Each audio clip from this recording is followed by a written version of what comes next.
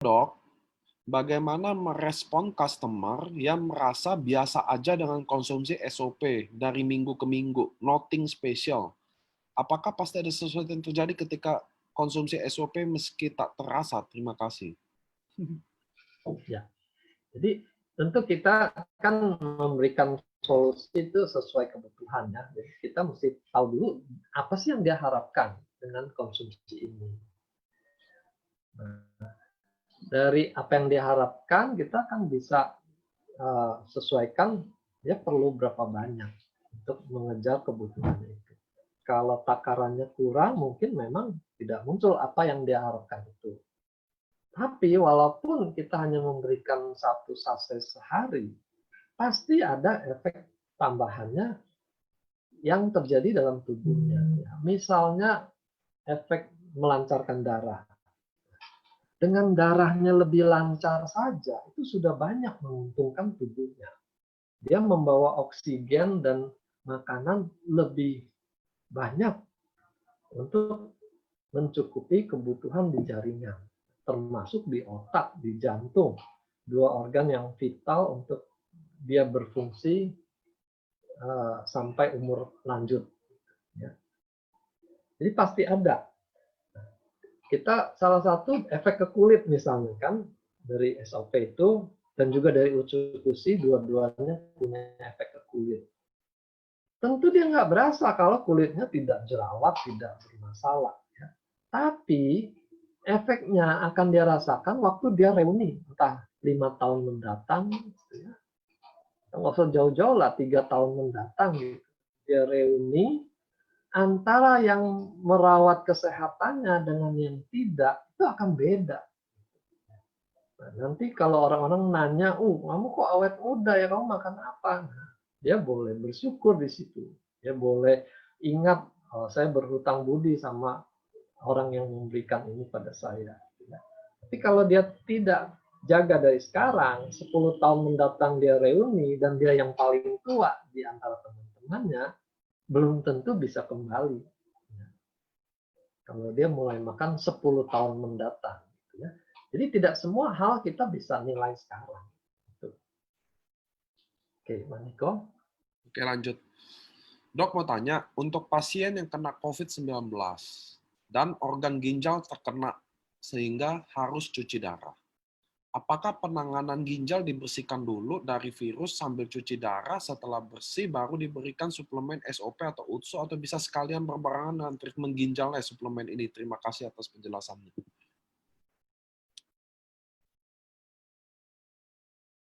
Jadi katanya yang kena COVID. Ya.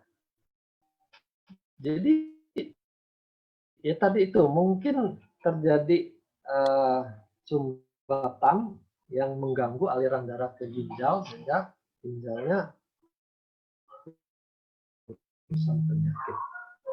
Kita bisa berikan bersamaan dengan treatment yang dilakukan rumah sakit. Tinggal kan masalahnya rumah sakitnya kasih izin.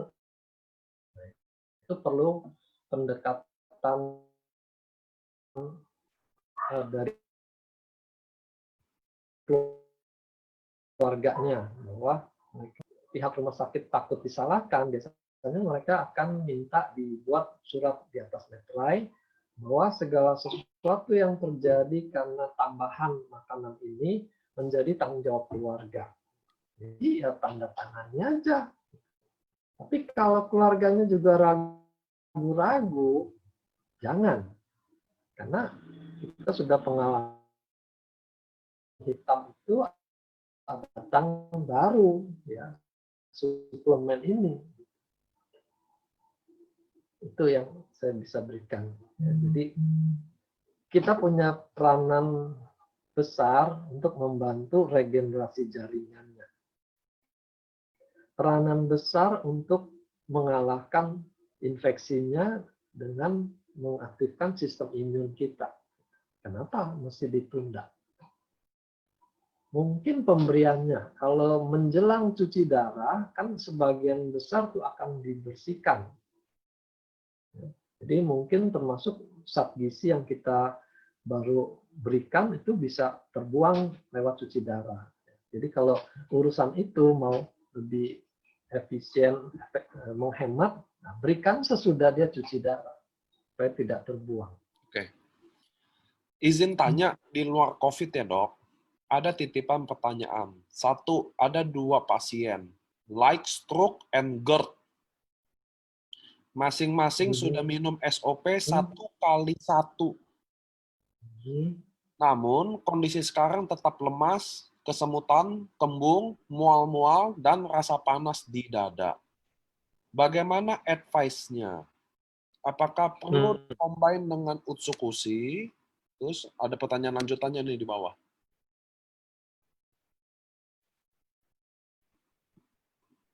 Terus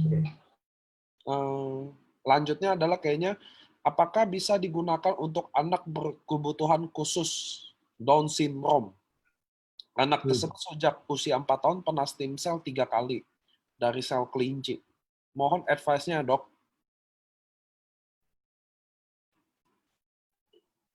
Stroke, heavy stroke itu prinsipnya sama. Kita butuh tambahan aliran darah masuk ke otaknya, lalu kita butuh regenerasi sel di otaknya.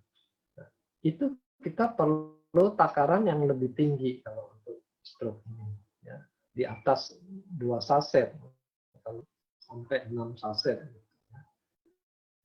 Nah, tapi kalau dia ada GERD-nya dengan saset yang makin banyak, itu kan rasa asam dari SOP-nya makin terasa.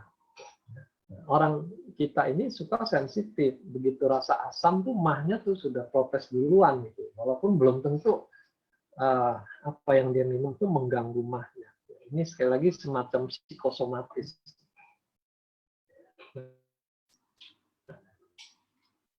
Jadi ini agak bertolak belakang kalau kita naikkan SOP-nya, GERD-nya mungkin lebih terasa.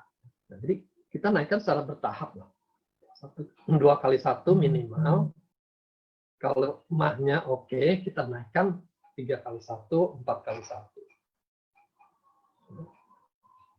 Nah, GERD-nya sendiri nanti akan membaik. Kita sudah dapatkan testimoni banyak, GERD-nya itu akan membaik. Karena dalam GERD itu kan lambungnya terluka.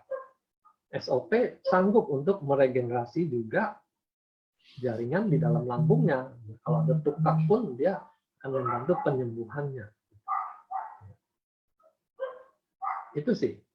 Jadi tetap diberikan, cuma kita hati-hati terhadap keluhan dia di lambungnya itu. Jangan nanti dia kesakitan, dia stop sama sekali, malah merugikan otaknya. Untuk anak tadi, Down syndrome sendiri itu kelainan genetik. Produk kita tidak bisa merepair sampai di level gen, nggak bisa. Tapi kita bisa membantu berbagai kondisi lain yang terkait dengan Down syndrome-nya itu sendiri. Gitu. Misalnya dia kurang berenergi untuk beraktivitas sehingga membuat dia makin gemuk misalnya. Nah, dengan menambahkan energi dia bisa lebih beraktivitas kan berat badannya bisa lebih terkontrol. Itu juga dengan daya belajarnya. Kalau kita bantu dia lebih bisa konsentrasi, dia lebih mau belajar, kan ada efek tambahan. Walaupun Down syndrome-nya tetap ada menempel pada orang itu. Ya. Jadi jangan pikir-pikir soal bisa benar atau enggak. Berikan saja dulu, kita lihat sejauh mana dia bisa membantu. Setiap kemajuan tuh harus disyukuri. Nah, ini juga penyakit kita nih. Kalau orang stroke, ada kemajuan, tapi yang dilihat bukan kemajuannya. Yang dilihat kapan dia bisa lari lagi. Itu bikin capek juga. Jadi kemajuannya dianggap sia-sia. Padahal setiap kemajuan itu punya dampak ke organ lain juga. Lanjut. Oke, ini pertanyaan terakhir aja ya dok ya, karena teman-teman, bukan apa, karena materinya cukup padat, jadi pertanyaannya nggak bisa panjang, nanti orang nontonnya kita lose semua. Dokter Wijaya juga butuh minum kan teman-teman, butuh istirahat. Nah, ini satu pertanyaan terakhir aja, nanti teman-teman yang belum terjawab pertanyaannya, mohon hubungi pengundang, suruh saya kasih nomor handphone saya, nanti bisa lanjut ke saya ya teman-teman, nanti saya forward. Nah, ini teman-teman terakhir adalah, Dok, SOP 100 bisa perbaiki saraf matakah? Misal mata -7 bisa kembali normal, butuh berapa lama? Atau sudah pernah ada pasien dengan case yang sama? Ari, Semarang. Satu lagi deh nanti, habis ini satu lagi. Soal reversibilitas tuh kita tidak bisa prediksi ya. Ini maju 10%, 20%, 90%, itu kondisi akan sangat berbeda-beda. Berapa lama dia sudah sakit. Lalu apakah ada seperti sekarang dia pulih lebih kecil, makin lama juga makin kecil. Itu sebabnya kita nggak ada patokan ini bisa maju berapa banyak dalam waktu berapa minggu, itu nggak bisa. Kalau SOP kita sudah dapat juga kesaksian lutein siap yang kita punya dengan bahan intinya tuh lutein, gitu ya. Jadi banyak testimoni mata minus, mata silindernya berkurang. Kita kombinasi aja apa yang bekerja pada organ yang sama, kita kombinasikan. Nah, SOP itu kelebihannya bisa untuk semua organ karena melalui stem cell bisa perbaiki semua organ.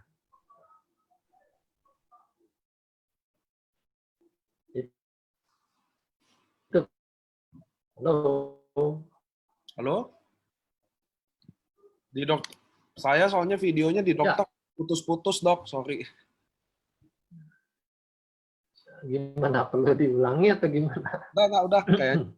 Nah, ini pertanyaan terakhir, Dok. Dok, kalau untuk penyakit mielitis sumsum tulang belakang, bisa nggak dengan SOP?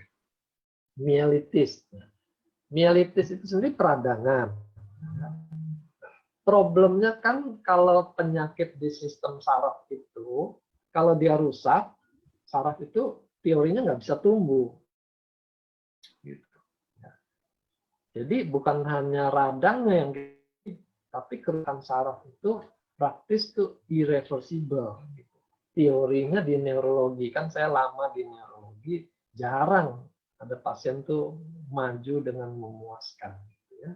Tapi salah satu yang membuat saya tuh ikut bergabung di AFC ini, karena melihat testimoni orang-orang yang terkena penyakit saraf itu bisa maju gitu. Walaupun tadi saya katakan persentase majunya berapa itu bukan masalah gitu. Tapi bisa maju aja itu sudah luar biasa. Itu menunjukkan si stem cell-nya benar-benar bekerja menggantikan saraf yang rusak.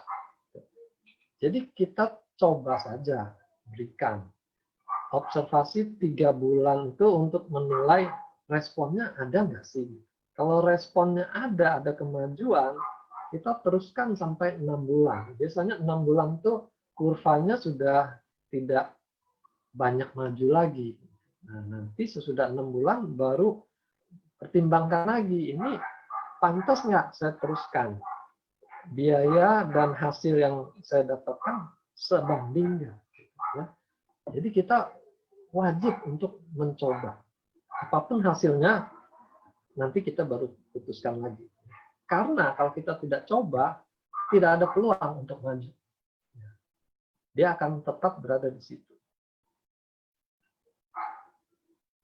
Oke. Oke dok, saya rasa kayaknya question answer ini acara sesi ini kita tutup dulu karena udah 1,5 jam. Tapi saya mau tutup teman-teman buat pengetahuan dulu. Nomor 1 adalah produk ini bukan obat. Yang kedua adalah karena bukan obat teman-teman, Anda nggak bisa tadi kan ada pertanyaan-pertanyaan kayak saya udah minum minggu ke minggu, nggak bisa teman-teman, standar operasional di kita itu 6 bulan Anda minum ini. Tadi Dr. Wija juga udah kasih clue, 3 bulan pertama Anda bisa jadi review di titik pertama Anda bagaimana, tapi nggak bisa teman-teman dengan sakit atau apapun, minum 1 saset 1 hari, minggu depan Anda langsung mau terjadi perubahan yang sangat dahsyat, luar biasa, nggak bisa juga ya teman-teman, karena even dia ikuti protokol medis pun nggak akan bisa terjadi. Kayak orang stroke 1 minggu dia mau bangkit nih, gitu. Oke teman-teman, itu edukasinya. Jadi produk ini bukan obat, artinya dia makanan kesehatan yang punya paten. Jadi pasti terjadi. Mungkin waktunya belum tentu sama. Ada yang terlihat progresnya 1 minggu, ada yang terlihat progresnya 1 bulan. Ada di saya, member saya, terlihat progresnya baru 1,5 tahun. Itu masalahnya teman-teman. Jadi ini bukan obat, Anda konsumsi aja. Apabila ada masalah medis setelah konsum, langsung konsultasikan ke